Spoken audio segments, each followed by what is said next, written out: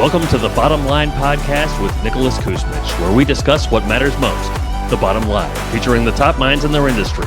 Now, let's get started. Well, let's get going. Hey, everybody, Nicholas Kuzmich here, host of the Bottom Line Podcast, where I connect with industry leaders to discuss what matters most, and that is the bottom line. Now, of course, when I'm talking about the bottom line, I don't just mean bottom line profit, although I think Matt can agree that that's fairly important in business. But it's more than just profits. It's what's actually matters most to the individual that I'm talking about. What is the bottom line for their life, their business, their marriage, their family, and all that other fun stuff. Past guests include people like Paula Telfer, founder of Sensei, Gallant Dupuis, founder of Neurofeedback, and so many more, all of which you can listen to or watch however you listen to or watch podcasts. This episode, like all of them, brought to you by my company, H2H Media Group, a company I founded where we help high-ticket businesses get more qualified leads without funnels. We've generated almost or close to $1 billion in trackable sales collectively for our clients and their clients and everybody who's used our strategies over the last 2 decades. If that's of interest to you, go to nicholaskuzmich.com. But without further ado, Mr. Matt Gallant, thank you for joining us and welcome to the Bottom Line. It's great to be here. Love the name, by the way. The bottom line is something I've said many times in my life. So I love it. And it is meant to be like that double innuendo where like obviously profits matter. And most of the people watching this are business people. And so that matters. But beyond the profits, there's also like the bottom line of what matters. And I think there's certain things that you hold very true, which is why I'm excited for this conversation. But like always, I'm going to make you do a little bit of the hard work. And that is, if someone who doesn't know you, how would you introduce yourself in terms of who you are, what you do, any interesting stuff you want to share, what business you run, businesses, plural, if you want to share all of them. And you could take as long or as short as you want with that, because I know it's going to spawn some more questions and lead into some great conversation here. yeah, I'll be succinct and give my life history in probably about 90 seconds. Okay. Born in Eastern Canada in a small village, hated the small-mindedness, became really obsessed with leaving that. Wow. Started studying entrepreneurship and marketing and business as a teenager. Built my first real business when I was 19. I was a college pro painter franchisee. Started building personal training companies. Got my degree in kinesiology at the University of Moncton. Then moved to Vancouver and then launched my first successful online business in 2002. It was a skincare product. And then just started launching a lot of info products in the early 2000s in a variety of markets, including BIOptimizers. Like our first product was a bodybuilding course called Freaky Big Naturally. We were doubling our money daily. We literally launched this business with $100 on Google AdWords, 2004, and spend $100, make 200, and we just scaled that to $1 million in revenue the first 18 months. That was 2004, 2005. And that was an info product. It was an info product. Yeah. Cool. And then we got into supplements. Our first supplement was called Masszymes, still our second best-selling product. And it is a lot of stories we can get into, but long story short, we rebranded in 2014 to the BIOptimizers because we weren't that passionate about bodybuilding per se. We really are passionate about health, optimizing performance. And that's really what the company is today. We've continued to grow and scale. You can see some plaques behind me. We've been in Inc. 5000 last 3 years in a row, about 157 employees globally, virtual company. And then I also have another company called Nutopia, which I know you're a fan of. We do nootropics, and those are designed to really optimize brain performance. And from a personal standpoint, I've been living in Panama now for 20 years. Yep. Married, have a beautiful 2.5-year-old daughter. And yeah, life is good, man. And happy and excited to be here.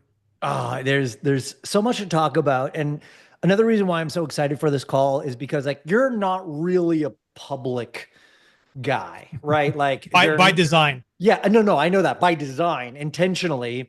And so, I'll go ahead and say this. I don't know if this is true, and you can correct me if I'm wrong, but from my perspective, like when it comes to health and biohacking, you're the first person I would call for anything, like hands down. We won't mention names, but not the people out there who are known as supreme biohacker, or have their own conferences, do their own things or whatever. Like those are well-known influencers, but when it comes to the actual health and science of biohacking, you're the cream of the crop, like on that level, and you're the first person I call for anything. And then even on the business side of it, it's like you're not out there like, look at me, I'm an influencer, come join my business. But you've got a mega successful businesses, plural. I don't know if you want to talk about numbers to put context in it. If you don't, that's cool. I'll just say they're doing all right. And so like this is a chance for people to see the inside workings of a true master in business, in marketing, in health, in brain, where again, you don't actually really talk too much about this publicly. So I'm excited. And what I'd love to do, if you're okay with it, is during this conversation, talk business, talk health, talk brain, and kind of mend them all together. And where I think we want to go is like 80-20 on all things, like 80-20 on business, 80-20 on health, and 80-20 on brain. But then I know you also work on some other stuff that may be for the 0.01% who want to take business and life and health to a next level, who may not be applicable to anybody, but I think it's just worth talking about. So if you're okay, we want to go there. But before we start, one of our good mutual friends, Jason Gaynard, came up with this conversation deck here because he believes great conversations start with great questions. And so I like to make it a point to pick a random card from this deck as an opening question to ask you, and then we just see where it goes from there. Are you okay with that? Yeah, I love that deck. We actually use it internally with our company when we do kind of big company-wide meetings and people come up and they pick a question and they share. So I love it. Huge fan of the questions. Okay, I love it. So totally random. I'm just going to pick something here. Oh, okay. So what is your favorite non-business book and why? And I think this might be a relevant question because I don't know how much nonfiction you read. I mean, how much fiction you read or non-business you read. I certainly don't read that much. What's your favorite non-business, fiction potential book and why? Well, I'm going to say it's still nonfiction, but definitely any book from Dr. David Hawkins. I think it's the best body of spiritual work that's been put together. Went to see him live multiple times, shook his hand. I was blasted for 3 days to the point where I forgot my debit card in an ATM machine just from his energy. So yeah, he's probably the highest level of consciousness human being that I've met. And his body of work has probably helped me improve my life more than anything else. So probably the book that I gift the most out of his collection is Letting Go, The Pathway of Surrender. It's just a great book. And I think life at some point puts us in a position where surrender is the only answer. And as somebody who embraces the warrior spirit and trained it and harnessed it for a long time, that was a tough lesson. And I think it's a great book to help people go through that. Well, starting on that note then, I mean, because I think that's another part of you that maybe not everyone knows, but there's a deeply conscious, spiritual bedrock to everything you do. How did that start? And which kind of just leads to, and I know this list can go on forever, so there's no need to deeply tap into it. But you said Letting Go is one of the books you gift the most. A, how did that journey start for you? And B, what is maybe one of the greatest lessons that just comes to mind consciously now that you could share with people from that understanding of consciousness and spirituality, whether it's from letting go or not? I'll start with the bottom line.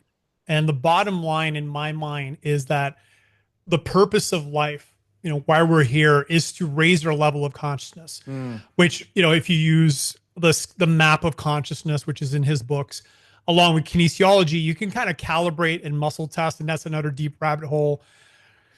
That's probably one of the most powerful tools anybody can ever learn. But as far as my journey, I was always, I say, spiritually curious. Even as a kid, I used to ask my parents questions. They didn't really have the answers. Born and raised Catholic. And then as a teenager, I flipped and became an atheist and then eventually agnostic. And then got back on the spiritual path in my late 20s and back to kind of learning how to surrender. You could say I had a midlife crisis from like 28 to 32. I was, again, making money online. I got divorced and I was in a full-blown alcoholic and drug-fueled addiction rampage, kind of living the rock star life. I moved here and Wild. just, you know, I had a lot of fun. It was a lot of fun, but then at some point I crashed. And when I say crashed, I realized that I was hurting other people with my behavior, that spiritually I was, the more I was doing that, the more I was moving away from God. And I literally hated who I was, which was the first time I ever experienced that. And I Wow. hated the feeling of hating myself so much that I was willing to do anything. And that's when I discovered, the 12-step program and got into that. And that really, I think, gave me the foundation I needed to build a conscious relationship with God. And for me, God at this point is not this theoretical thing. It's experiential. And I've had a lot of experiences with neurofeedback and other ways where God feels as real as anything else. And, even business to me is a spiritual path. And I think that's, there's a lot of spiritual opportunities in business, whether it's working on yourself. Obviously, there's going to be a lot of temptation for easy money where you're maybe acting out of integrity. So making sure that you're always on the integrous path, playing the long game, and, being obsessed with creating value. To me, like the bottom line of entrepreneurship. I'm going to use bottom line a lot today because I love it. But it's creating value. Like if you have one thing that you want to be obsessed with, is creating as much value as possible for the market that you're choosing to serve. And I think one of the most challenging aspects of business is figuring out what value looks like. And it's very different for every market, but that's really what I obsess about all the time. Yeah. And then that translates to best in class products, which is definitely one of my tenets and mottos and North Stars. So anyways, the point is, spiritually, I think that's what life is all about. And, if you're really spiritually oriented, every aspect of your life, from being a father to being an entrepreneur, to being a husband, to being a friend, can all be filtered through that spiritual lens. Yeah, I love that. There's so many places I want to go.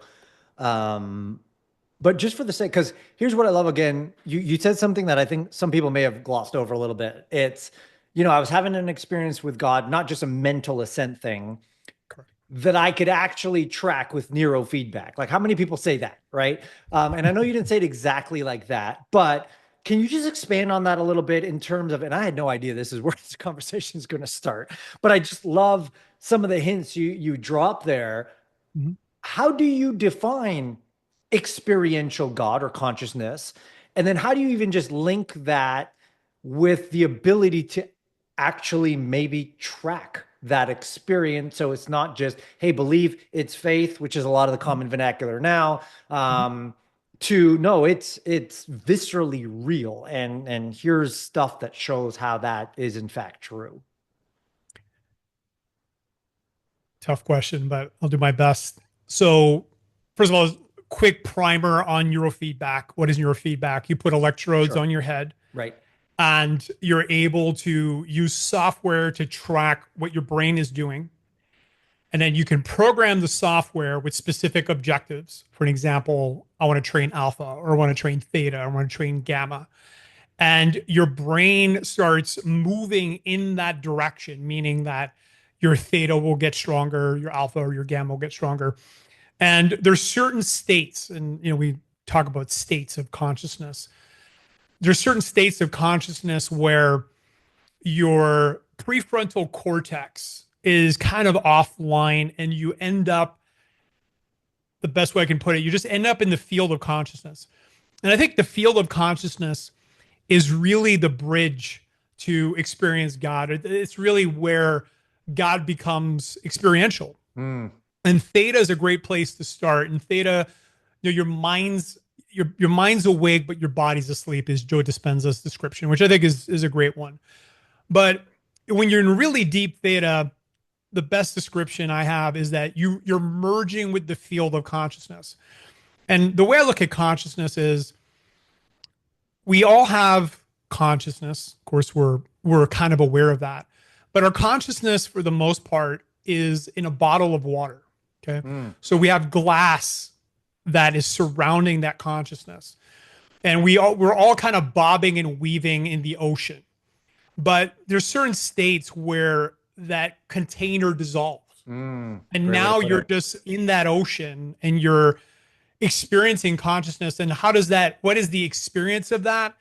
I would describe it as either oneness, which I've experienced a few times, which is definitely a very powerful high level of consciousness state, or even just union with God. It's just this union with consciousness, this energy. And, I'm not pretending to understand God, because I think that's a very challenging path, is the path of the mind. Yes. And the mind is a tool. And I think a lot of people think it's the operating system, but I don't see it that way. I just see it as an app in the entire tool. It's just a tool in the toolbox. And I turn it on when I work, and I do my best to turn it off when I'm not working, and just be present with my friends or my daughter or my wife or whatever I'm doing, because I don't need it a lot of times. Like, do I need it right now because I'm talking to you? Of course. But I try to be as present as possible when I don't need it. And that was, back to kind of books that changed me. Power of Now was a big one that kind of started my journey out of atheism and agnosticism. And the part that really hammered me was I was addicted to thinking. I remember reading that, and I'm like, it's true. I am. I just love thinking, So that was kind of the first clue that it's just a tool. And, there's been a long journey to deprogram some of that addiction. I love that. I think that's a great segue. The three things off the top of my head that I'd love to discuss with you because of your experience there, obviously, is brain, and then health, separated slightly, and then business. Let's talk brain for that matter, because we're basically talking about that now. Before we even dive in, there's a lot of conversation about brain optimization. Let's start with what that even means. Because a lot of people are seeing it obviously from a performance standpoint. It's just, how do I show up better in the world? And that could be defined as, how do I bring more value? How can I be a better husband or a wife? How can I be a better father? How can I be a whatever? How do you define brain optimization? And what are some of the foundational elements for us to start moving towards that? Because you've got an entire company called Utopia, which is nootropics, and nootropics are brain vitamins, essentially. I don't know if I define that technically properly, but what is brain optimization? What are the steps to start considering moving in that direction? And then what roles do various compounds and supplements and devices, if you want to talk about that, can help us move in that direction? First of all, I think the brain is probably the most complex thing in the universe. And we're still in the early phases of figuring out, and I say the entire scientific community. Right. But I'll share my kind of models and my current understanding of the brain. And I think the way I look at it from a summation perspective is, the term I use is functioning capability. And if we break that down, there's a lot of, subjective and measurable elements to it. And the way to look at it is, what's your performance? At the end of the day, when you look back on your day, and you look back on this podcast and the rest of your meetings, and you look at your output, not just from a volume perspective, but a quality perspective, and you look back over time and you review, okay, well, how good did my brain perform?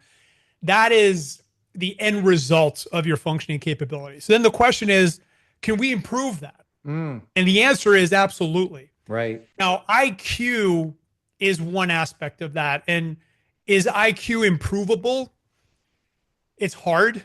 I think the way to look at IQ is, can you lower it? Absolutely. And that's been proven through, alcohol, bad sleep, weed. There's a whole bunch of things that can lower your IQ. So part of functioning capability is, well, we want to make sure that we're operating to the best of our capabilities as much as possible. Not every not every day is going to be peak performance. Sure. But can I be in a peak performance state 80, 90% of the time? Yes. And I do think it starts with great sleep. And I've been a fanatic of great sleep now for about a decade. And I'm really glad we got guys like Matthew Walker, and now even Brian Johnson is another sleep fanatic that is really promoting that, because it all starts with that. And, just to give you kind of the key points on great sleep. Number one, consistency, ideally around the same time. Number two, if you can manage darkness 15 to 30 minutes before going to bed, that helps, meaning managing lights, dim the lights or wear blue light blocking glasses. That will help. Cool room, very cool room. I'm a big fan of cooling pads. I think 8 Sleep is by far the best cooling technology. Okay. I know we're big fans of Essentia mattress. I just actually talked I to wasn't Jack at this morning. first. I wasn't at first, but like I said at the beginning of this call, when I'm like, I need to make my sleep better, I'm going to call Matt. And I called you and you're like, buy this mattress. And then I'm like, okay. And I go on the website and it's like 20 grand. And I come back to you and I'm like, are you sure? And then you're like, look, dude, you spend more, half your life sleeping. You spend 8 times the amount of that on a car. Like, Exactly. Concentrate on your own fucking health, buddy. I was like, message heard, and I went out and got it, and I love it. So, like, I mean, in context, yes, I hear it and I see it. But continue. Yeah, that's a big one. A complete blackout. So you literally don't want a single lumen of light, ideally, in your room. Can that be accomplished with nightshades if there is light in the room? No, different. No. No, your skin has photoreceptors, and the light will disrupt your melatonin production. Interesting. So, and also your head can overheat. I mean, listen, if you're in a really bright room and you're traveling and like it's the best thing, is it better than not? Yes, but it's still not going to be optimal. Fascinating. Okay. Yeah. And then supplements, so like you're preparing, there's a lot of supplements that can help give your body the materials it needs to calm down, like L-theanine, or to produce melatonin. Magnesium is one of those things. So, magnesium, which is obviously our best-selling product, Magnesium Breakthrough at BIOptimizers, is definitely a foundational supplement for me. And then we have another product called Sleep Breakthrough, which I use every night, has ingredients like glycine, which helps lower your body temp. And also, if you don't sleep enough the next day, you actually feel a lot more refreshed and energized than if you didn't. So anyways, big fan of sleep supplements. I think that's a big part of it. And that's basically it. So is it a big investment? I mean, you're looking at maybe with a good mattress, with the 8 Sleep, blackout curtains, anywhere from maybe $3,000 to $8,000. And, back to what you said, to me, it's insane that people would spend $150,000 or $200K or whatever, $250,000 on a car, but question whether spending $10K on sleep. Yeah, that's just a baffling thing to me. But anyways, back to brain performance. Sleep is the first thing. Yeah. Now, if we look at kind of the parameters of functioning capability, I think focus is the number one thing. Okay. The ability, if you look at like every top entrepreneur, I mean, I'm talking Gates, Zuckerberg, Jobs, they've all said in their own way that focus is the number one thing. Sure. Now, focus, there's being able to focus in the now. There's focus over time, which is kind of more what they're talking about. Can you stay locked in for a decade? Can you stay focused for 20, 30 years on one mission, one objective? And that's a whole other thing. But on a daily basis, can you lock in and focus? Most people can't, right? We know that the ability to focus is one of these things that's gotten worse over the last few years. And this is where supplements can help. So choline, which you can also get from eggs if you don't want to take supplements, is the focus fuel. And when your brain starts running out of choline, you're going to struggle to stay focused. You're going to notice and it's one of these things you start being able to track in your own mind is, well, I'm struggling to pay attention. You're struggling to pay attention. I know for me, I'm low on choline and I can supplement that. We have a great supplement called Mental Reboot AM, which I use twice a day because it gives my brain the choline I need to stay focused. Now, another aspect of focus is mental endurance. Now, how do you build mental endurance? That's where neurofeedback comes in. And I've been able to literally 4 to 5x or increase my mental endurance 400, 500, 600% over the last few years doing extensive neurofeedback, because some of the neurofeedback you're doing targets those networks. And if you're able to sustain an hour or two doing that incredibly challenging neurofeedback, it translates to, I would say, superhuman focus. Another aspect is resilience. And resilience has more to do with your salient network. And it's a little bit different. Resilience has a lot to do with, I would say, EQ. It is trainable on a brain level as well. And I think that when you start doing a lot of emotional work, and there's a lot of ways you can do emotional work, it does translate to less reactivity and more resilience, Right. Like, what is a lack of resilience? Well, one of the definitions I would put out there is you're overreacting to things. And that overreaction is just this massive waste of energy. Yeah. And a lot of people, like on the extreme side, they'll lose days. I just, to give you an extreme example, I just talked to a friend and they're considering divorce because when their partner gets upset, they don't talk to them for 4 days. So obviously that person has, I would say, a low EQ, a very low level of resilience, and is not able to process challenging conversations very effectively. So those are things that all improve through doing emotional work. Now, where do nootropics fit in? So we talked about choline, but if we look at kind of the big transmitter categories, there's acetylcholine. Okay, we talked about that. Dopamine is a big one. And dopamine is really the molecule of drive. And there's a lot of natural ways you can increase dopamine. And in my opinion, every single successful entrepreneur, and probably almost everybody listening to this podcast right now, has genetically higher levels of dopamine. Okay. They're hardwired, and you can see that in your genetic data with a good practitioner. There's a few genes you can see that. And I know it's also can also make you prone to addiction, which, is the flip side of it. But if you have no dopamine, you have no drive. And a lot of people that don't have drive just have lower levels of dopamine. And if you want, we can talk about, how to architect dopamine loops to really naturally keep yourself driven over time, because that's a really, I think, huge aspect of the game. And there are supplements or molecules that can give your body kind of the precursor, the building materials that it needs to increase dopamine and sustain it. So we have products like Dopa Drops that do that. And then there's other supplements that will increase adrenaline, noradrenaline, and cortisol.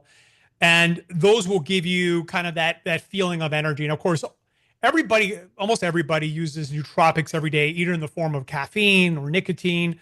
Nicotine actually kind of enhances the acetylcholine system focus, but caffeine increases adrenaline, noradrenaline, cortisol, which, of course, it removes adenosine, which makes you feel tired, but it increases your alertness. And I do think that a high performance state to be in is calm but alert. Right. Okay. Calm but alert is a great place to be in because it's more sustainable. You're less prone to burning out, which I've burnt out probably a dozen times to varying degrees. And that's been a journey to learn to prevent and manage and recover from. But then we get to neurofeedback, and neurofeedback can enhance all of these parameters I just listed, from EQ to mental resilience to mental endurance, but also it can unlock your ability to change states. And that has more to do with brain waves. So for an example, I am in a high beta brainwave state right now because we're talking and it's intense conversation. However, there's certain times of the day where I want to slow down my brain waves and be an alpha and be with my daughter and be with my wife and play with my cats. And that's more of a heart-centered place.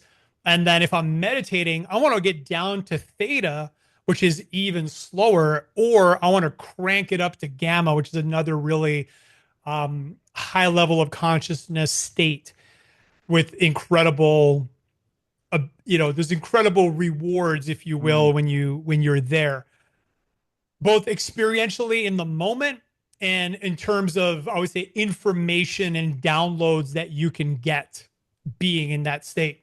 And of course, a lot of people now, the plant medicine has become a very popular topic. Sure. And part of what plant medicines do is they shift you into some of these states, and then people benefit from it. But the problem is when the molecules wear off, people don't know necessarily how to get back there without them. And neurofeedback teaches you how to shift your brain. You're really learning how to control your state, and you're adding more dials to your mind. So instead of being a one channel human being, right? Or most people are two channel, right? They go to sleep, they fall asleep, hopefully to get down to delta, which is deep sleep. But then they wake up, and they usually stay in beta from the moment they wake up to the moment they go to bed, and that's it. But ideally there's, an ebb and flow throughout the day from beta to alpha to beta to theta, and you're able to shift on command, and neurofeedback allows you to do that, or teaches you how to do that. Is there, if I remember, gosh, maybe 20 years ago, 16 years ago, I got some brain tests done, all these probes on my head, and the doctor turns around and says, well, you've got ADD, adult ADD. I'm like, oh, well, that makes so much more sense. Like, that explains a lot. And then they said, well, your solution at that point is to go for neurofeedback training. And back then, what that meant was going into a clinic with a neurofeedback facilitator, practitioner, licensed, spending a whole ton of money and going back multiple times regularly to get it done. Is that the only way in this year that we're talking about? I know it's the better way. If you can arrange to do that and find a facilitator and do it the right way with the people who know what they're doing, obviously.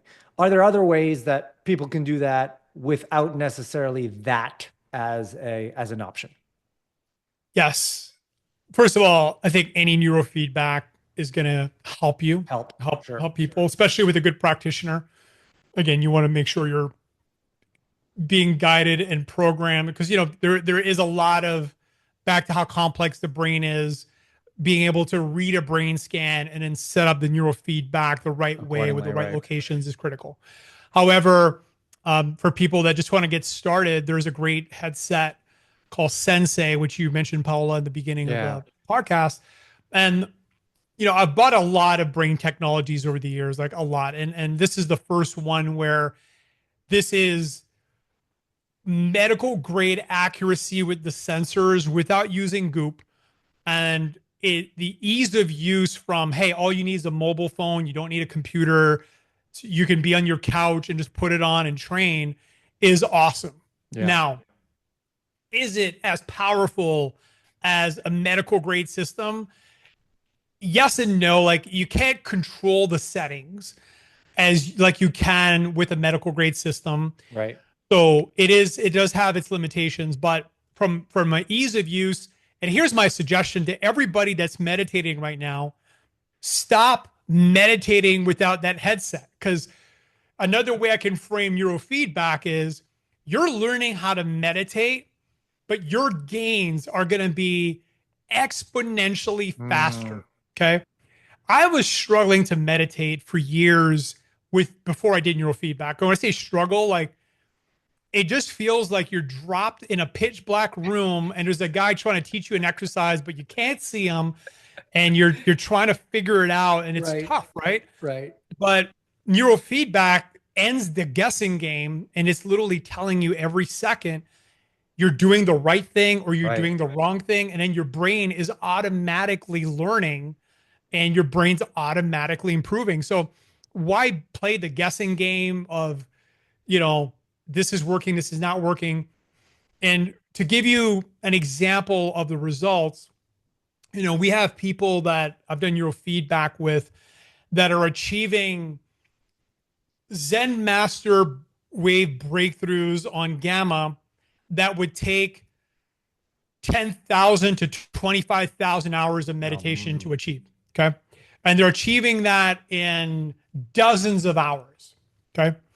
So Right. that's what's possible with neurofeedback. And I will say, I think the ultimate, and that we're cooking something up along these Yes. lines. I don't want to talk too much about it yet, but there's a better game plan. If you know me, and just an aspect about my personality, I'm all about maximum results in minimum time. Okay. Yeah. So there's another way to do it where in 5 to 6 days, you can get life-changing results that would take, even let's say going to see a practitioner, probably years of going on a weekly basis. And a lot of that has to do with the volume, the intensity of training, and then all the molecules that support Right. the neurogenesis and the gains that you need. So anyways, we can go deeper. I mean, there's the default mode network perspective on the brain, which is another big deal. Another big benefit of the plant medicines. There's other natural ways to do this, but it resets your default mode network. Sure. And your default mode network is kind of where your ego sits. It's kind of where, if you're not doing anything, what are you saying to yourself? Again, it's like, what is your brain defaulting to? Yeah. And I've seen incredible transformations because a lot of people are kind of stuck. They're stuck with their personality traits and they're rigid in their thinking. Okay.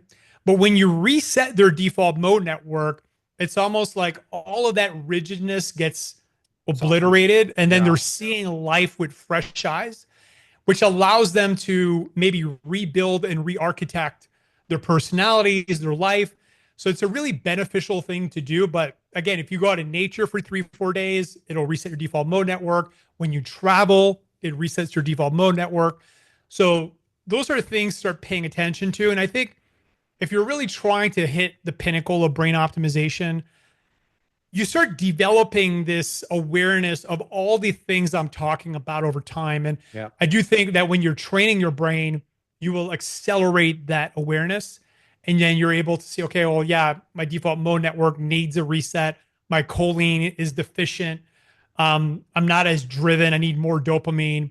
And then you're able to kind of modulate and course correct to keep yourself in a peak state. So I'll end there. There was a lot of rabbit holes. But No, I love all that because all of it was practical. And I guess I live by a new motto. Like before it was like, train your body every day. If you're not working out or moving or getting some movement in, what's the point? My new motto is train your brain, train your body every day. Like brain first, that's higher priority to me than my body now. So first thing in the morning or as soon as I get up, I'll go pee, I'll come back, and I'll do brain training. And then it frees me to say, okay, now you can go work out if you want in the gym or however you do it. So I appreciate the insights on, again, just the core things. It's sleep, it's focus, it's resiliency.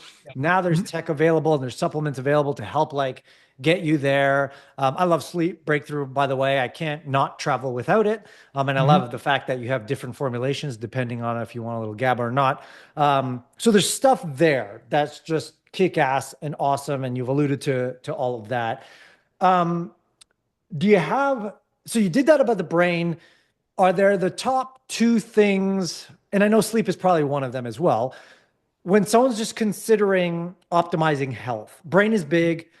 What if it's just like, hey, people just don't feel their best and they're a little overweight, and is it as simple as, well, sleep better, eat more nutritiously, and move your body more, which is obviously a blanketing default generic messaging that's going out there. Or what's the 80-20 that people need to consider when it's like, I don't feel great. I feel like I'm always battling something. I'm overweight. What are some considerations from that perspective? Well, you nailed the big three, which is, sleep, nutrition, movement. Those are the big three.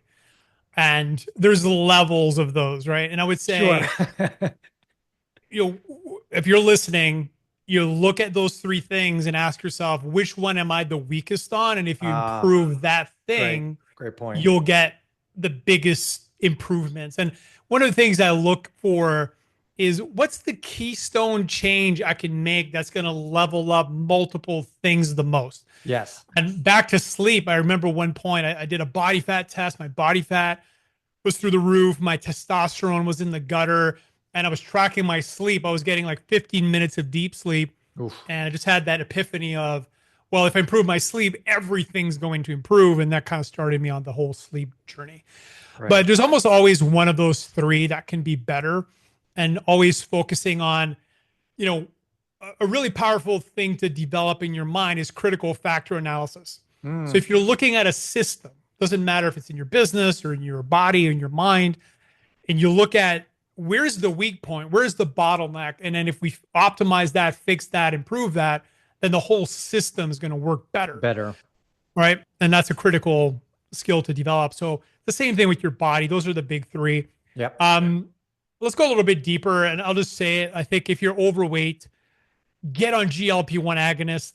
They're the most game-changing, miraculous drug, probably since Viagra. Okay. I've tried them all. Again, as a guy into space, there's not too many molecules I haven't tried. Always trying, peptides and whatever comes out. It is a miraculous drug. And, we wrote a book called The Ultimate Nutrition Bible. And in the book, there's a whole section devoted to weight loss. And the biggest challenge with weight loss is that we're battling this ancient wiring, genetic wiring, which is driven to overconsume, because back, tens of thousands of years ago, it was survival, right? If there was a surplus of calories, gorge as much as you can, because you don't know when you're going to get more. Right. Combine that with ease of access of food. I can pull up my phone, get tens of thousands of calories ordered to my door with a push of a button. Yeah. Combine that with the engineering of a hyper palatable food designed to maximize addiction and minimize satiety. Yeah. And you have the perfect storm for obesity. Now, the cool thing is we're seeing obesity starting to drop for the first time in decades with the emergence of GLP-1 agonists. Yeah. Now, of course, go see a medical practitioner, and I've tried them all. First, there was semaglutide. Then there was tirzepatide, which is about 60-70% more effective than semaglutide. And now there's retatrutide, which is about another 60-70% more effective than tirzepatide. It's so strong that, you have to, in my opinion, use maybe a third of the dose that's recommended. Otherwise, you just don't want to eat at all. But this is the first time that we have a tool that can override that genetic engineering, right? And, surprise, surprise, for anybody that was arguing that calories in, calories out was not the problem. Well, people use these compounds, they're eating less, means less calories, and then they're losing weight. Now, two big things to be aware of. Well, the main thing is you don't want to be losing muscle mass. And the way to do that is make sure that you're eating enough protein and you're lifting weights. But that's not a problem directly driven by the GLP-1 agonist. That is something that can occur on any rapid weight loss program. Right. And, being in the training and fitness world, I've seen that multiple times. If you just fast, you're going to lose a bunch of muscle mass. If you water fast for 10, 20, 30 days, you'll lose a ton of lean muscle mass as well. So anyways, that's, I think, a game changer.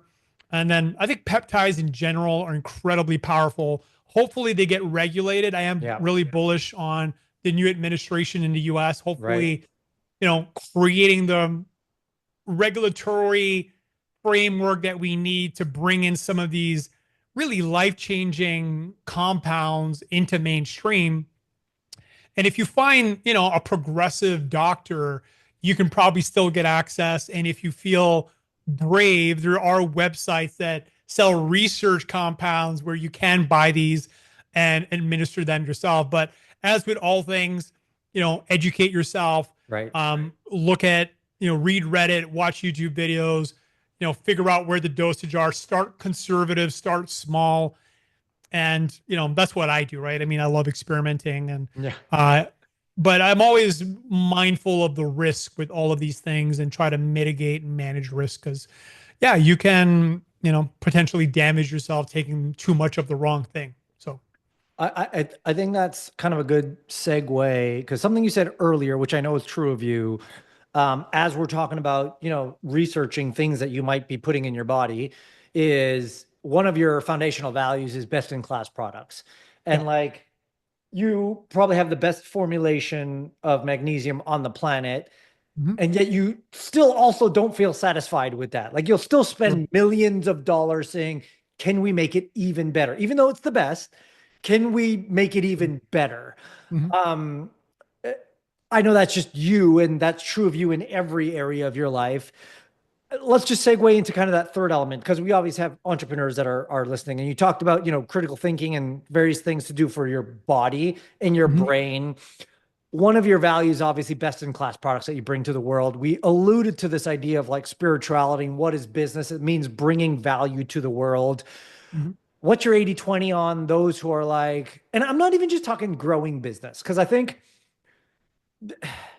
not that we're not intended to grow business and everyone should grow their business as best they can to whatever capacity they can. I do think for some, it puts them on this ridiculous treadmill where it's like grow at all costs. And if I don't, I'm a nobody in the world. And it has all these other things and ramifications, So I'm careful to make growing a business the ultimate end all be all focus if you do have a business. Maybe it's about provide the most value you possibly can in whatever capacity that means. But if we look at it from that perspective, you having built multiple extremely successful businesses, Mhm. learning a shit ton along the way of what to do and what not to do, what would you say are the two, maybe three things that should be of utmost importance for the entrepreneur who says, yeah, okay, I want to grow my business, but like more than that, I want to have a business that provides value, is fulfilling to those around me, that are fulfilling for my family and anyone who kind of participates on any level with what we have. Yeah, I think it's important to, let's say, put entrepreneurs in two buckets. Mm. Okay. Bucket one, which I think the majority of just, I know hundreds, if not thousands of entrepreneurs, I would put the majority in this bucket is their primary goal is to have a great lifestyle. Yes, right. Okay. Yes, right. They want to have a great life. They, want to make enough money that they can take care of their family, go on trips, have a few nice things. And like, that's it. That's the Mm. goal. Mm. And I achieved that when I was about 37, 38. I had, 2014, 2015, I had multiple seven-figure companies. I was working about 20, 25 hours a week, 6 to 8 weeks of vacation a year. And I don't know, making a really good income. Okay. Yeah. And it was the dream at that point. Okay. And I'm certainly not kiboshing the dream. It's a great dream. And for a lot of people, it's the right dream. Mm. However, what happened for me, and goes at least to bucket two, is I did extensive neurofeedback. And after a few months of that, I just reconnected with my purpose. And I feel Right. like my purpose as an entrepreneur is to really transform health span, lifespan, and overall human performance. And that's what, at this point, that's my primary function in life, other Yep. than growing spiritually and, of course, taking care of my family. Right. And bucket number two is like a purpose-driven entrepreneur. That's a Yeah. whole other animal, right? Yes. You look at a guy like Elon Musk. I mean, obviously he's the apex, the pinnacle of that bucket. Where, and there was a great memo once he sent to the entire company, and he's like, "Listen, I could be on an island with a dozen supermodels, but I'm here working 100 hours a week, right?" Right. So that's what a purpose-driven entrepreneur, and I mean, he's a real extreme version of it, but that's what it looks like. It's just you start being, I would say, compelled, and it feels like a spiritual mission that you're on, and that's when you start thinking in decades instead of years or months or weeks or days. So that's where I'm at. And I Yeah. think knowing which bucket you want to be in is really important. I think a lot of people aren't clear and they're kind of somewhere in the middle. And, Sure. not every business should be scaled. There's a lot of businesses that, you hit 1 million a year in revenue and you have really high margins. And there's a great book called Scaling Up. I'm sure you've read it. And, if another great book is No Man's Land. Hmm.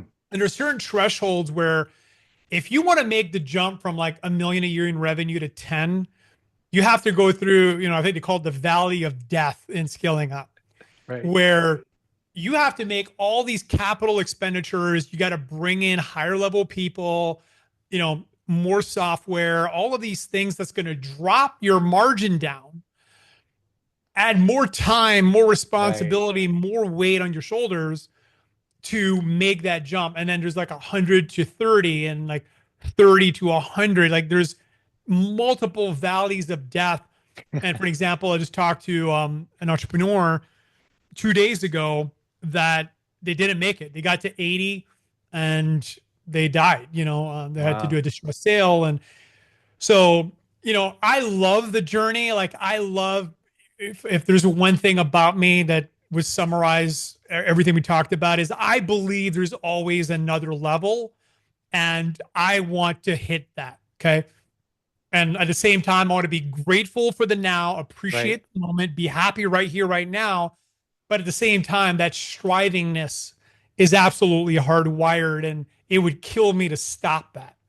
So I think just knowing where you're at, and it goes back to purpose. And I think a lot of people's purpose might not be building a massive business in a market. Sure. There's a lot of other purposes, from family to spirituality, that can really fulfill people. So it just comes down to knowing yourself. Be true to thyself, knowing who you are. And I am a believer.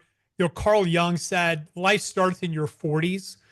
And I've been thinking a lot about that recently. And I feel like, yeah, I think that's true for the most part. Like it takes a few decades of life to build a self-awareness of what do you like, what's your strengths, what's your weaknesses, what's my purpose, which market should I serve? And, those first few decades, experiment, have fun, try a bunch of things, fail, see what works, throw a lot of pastas on the wall and, go from there. But yeah, entrepreneurship is not for everyone. There's a great book from a mutual friend of ours called Driven. A great book. That's a book probably I've actually gifted the most the last few years. And it's a great book. And if you really read that book and you're like, I am him or I am her, you're probably an entrepreneur, or you're, definitely someone that could be a good entrepreneur. And if you read that and it feels alien, then probably not. Again, you need that hardwired dopamine, that really high level dopamine system to be, I think, a good entrepreneur. Otherwise, life will probably suck. Yeah, I love that. We're coming at the end of our conversation. You ended with saying, for the entrepreneur who needs that dopamine, that drive. You alluded a little bit to it before, but why don't we just kind of like use that as a little bit of closure before my last couple of questions here. You did talk about this idea of dopamine loops. Yeah. I think I read somewhere, I forgot the title of the book, but something like the miracle drug or the miracle something or other. And it was this allusion to dopamine is the neurotransmitter, the thing in our body that determines how we see life often. For the entrepreneur who is watching this and says, well, I have a pretty good sense that that's probably me. Can you do it in a couple minutes? What is this idea of dopamine loops and how do we operate within them? Again, back to what is dopamine? It's the molecule of drive, of motivation. And almost every successful person I've ever met is unconsciously creating dopamine loops. Right. But what's a dopamine loop? So first, you have a target, a goal, something that's you decide. This is a really key, critical factor in all this. You've decided that this thing is important. Okay. Losing body fat, scaling to 1 million, scaling to 100 million, whatever that thing is. Now, as you're moving towards that objective, you're actually increasing your dopamine. Okay. So as you move towards, that's why they say, enjoy the journey, because actually there's a ton of dopamine in the journey. As you're moving from one thing to another, you're increasing dopamine. Now, here's the next phase of that. When you hit your target, you will get a spike in dopamine, but then it goes below baseline. Right. And when your dopamine is below baseline, you're in the pain zone. Right. Okay. Another way to look at pain, like psychological pain, is your dopamine is now below baseline, meaning that it is lower than what you're used to and it doesn't feel good. Okay. Right. Anytime, let's say you miss a goal or you lose, usually and dopamine goes below baseline, it sucks. The antidote, and we could give some examples of what that looks like, is and I learned this as a trainer. I didn't know what I was doing, but I just did it unconsciously, is, I get a new client, I'd say, okay, goal number one is we're going to lose 30 pounds. But as we were getting close to achieving that goal, I would set up the next goal. Right. And you always need another thing lined up in your mind before you achieve whatever it is that you're seeking. It's good. And of course, both you and I know a lot of the same people that have, let's say, sold their business. Right. And they're depressed, right? And they say like the next mountain and all this stuff. The reason they're depressed is because they don't have the next thing lined up. And sometimes it takes them 6 to 12 months. So the loop is, and there's a lot of great examples, and probably one of the best examples is video games. And that's why they're so addictive, because, if you're leveling up a character in the game, you achieve a level 1, but then automatically level 2 is hardwired in the game. So you're moving towards level 2, you hit level 2, and then level 3 and level 4 and level 5. So they're kind of like an infinite dopamine loop. And you want to architect that in every aspect of your life, the things that you're striving for, whether it's your body, your brain, your business. And I think architecting dopamine loops is an incredible strategy to stay driven, to stay motivated, to avoid those valleys of despair that a lot of people end up in, and they don't understand why. Yeah.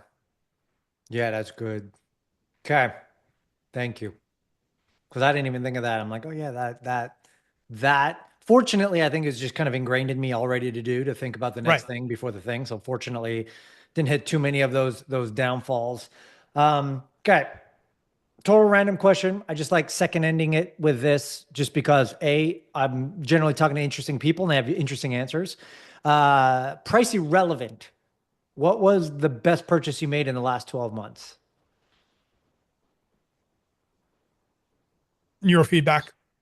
Again, the experience that we're architecting. Yeah. I mean, that's the highest ROI thing I invest in every year. I've been doing that for years. I try to do at least one round a year. And the ROI, not just in performance, but my marriage, my enjoyment, fulfillment, satisfaction of life. Like, there's nothing that I can put money in that gives me the ROI. I'm just waiting for you to let me join that so I can. I know it's private. Well, once we're ready, we're probably worthy of having a full blown podcast just on that. So maybe after you go through it. I think so. Yeah. So it's all the more encouragement to do it. Before I ask the last question, we talked about a lot of your companies, a lot of your products, a lot of what you're doing. Where do people go? Because here's the crazy thing. Like, we talked about maybe 1 or 2% of the products that you actually have. I think most people don't even know all the products, even though they know BIOptimizers, they know your magnesium, they don't know the whole slew of all the other stuff, and even Nutopia and all that other stuff. Where do they go to just learn? And it might be worth also just sharing, when they go there, to avoid overwhelm, what do they start with? What are the few core things they should just get from either of the sites? And what are the sites first? Yeah. I'll give my top 3 recommendations for BIOptimizers and Utopia. BIOptimizers, magnesium breakthrough, number 1, both for stress management and improving your sleep. Absolutely game changing. Yeah. Number 2, and this is like the product that I wake up with every day. Okay. And that's mushroom breakthrough. It's hyper concentrated forms of 4 different mushrooms. It's in my coffee. Use it every morning. Every morning. Yep. It just, and I always like testing with or without it, and just my performance back to functioning capability is definitely better with it. This is my favorite. And then number 3, sleep breakthrough. Again, take it an hour before bed. Yep. And if you can manage light and darkness and do any of the things we talked about earlier, you will get definitely better sleep. On Utopia, I'll just give you the top three that I use the most and people love the most. Yep. Upbeat is a lot of people's favorite. Love it. Dopa drops, again, for dopamine, for drive. And by the way, a lot of a guy that we mutually know, this is his big, and he says it's exponential. He says you do a dopa drop and then you do a cold plunge. And we know that cold plunge increases dopamine about 250%. He says it's synergistic like crazy. So the combination of a dopa drop, let's say 45, 60 minutes before a cold plunge, and then you do a cold plunge, he says is like, I have not done that. I've done the cold plunge first thing and then like dopa drop an hour later or whatever, which I'm sure has some benefits. I wonder if I'm going to try it the other way around. Give it a shot. Let me know. Yeah. And then probably the one I use the most, and it's not a bestseller. And I think I don't think we've done a good job marketing it. We're probably going to rename it, but it's a mental reboot AM, back to choline. I use it twice a day, once in the morning, once in the afternoon. And that just helps me maintain that calm alertness that, I can lock in when I need to, and my attention and focus doesn't wander off. So I love that product. Again, a mental reboot AM. It sounds like an AM product. Yeah. There's not a lot of stim. It's really a choline supplement. And choline is awesome, man. Like, you can take acetylcholine, and alpha GPC was obviously a very early nootropic, and it's another source of choline. So, find a source of choline that works for you, but I absolutely love mental reboot AM. Well, good to know that I'm using 3 of your top favorites on BIOptimizers and 3 of your top favorites in Nutopia. So I'm dialed in perfectly. I appreciate that. Also, we'll link to the websites and the products below this. Final question brings us to the end of this thing. So I want you to pretend, Matt, that you're at an awards banquet, similar to the Oscars or the Emmys or something like that, and you are receiving a Lifetime Achievement Award for everything you've accomplished. The question comes down to is, who do you thank specifically and why? Whether those are colleagues, partners, family, who are the people? If you had a handful of people you were allowed to thank, who are they and why? God. God. I mean, and I really mean that. Here's my perception of things. I think that we're all downloading information and our egos want to claim credit for it, but everything is coming from, again, the field of consciousness. Yep. And we're all just, it's up to you at that point. If you act on it, I still think maybe effort comes from us, but I really think that all of our ideas are coming from something beyond ourselves. And sure, obviously my parents is a big one, but yeah, if I was, an achievement award, definitely God and my parents. Parents for the values and God for everything. I love it. Well, Matt, thank you first for spending time with us. Everybody, we've been talking to Matt Gallant, CEO, founder, BIOptimizers, Nutopia, everything else that you're doing. Gosh, I'm just glad that we got to have this conversation, kind of just pull back the curtain a little bit on life and what's important and what really is the bottom line. So let me end by saying this. Remember, everybody, there's only so many hours in a day. We can choose to waste them or we can choose to use them for what matters most. So I suggest you focus on the bottom line. Thanks, everybody.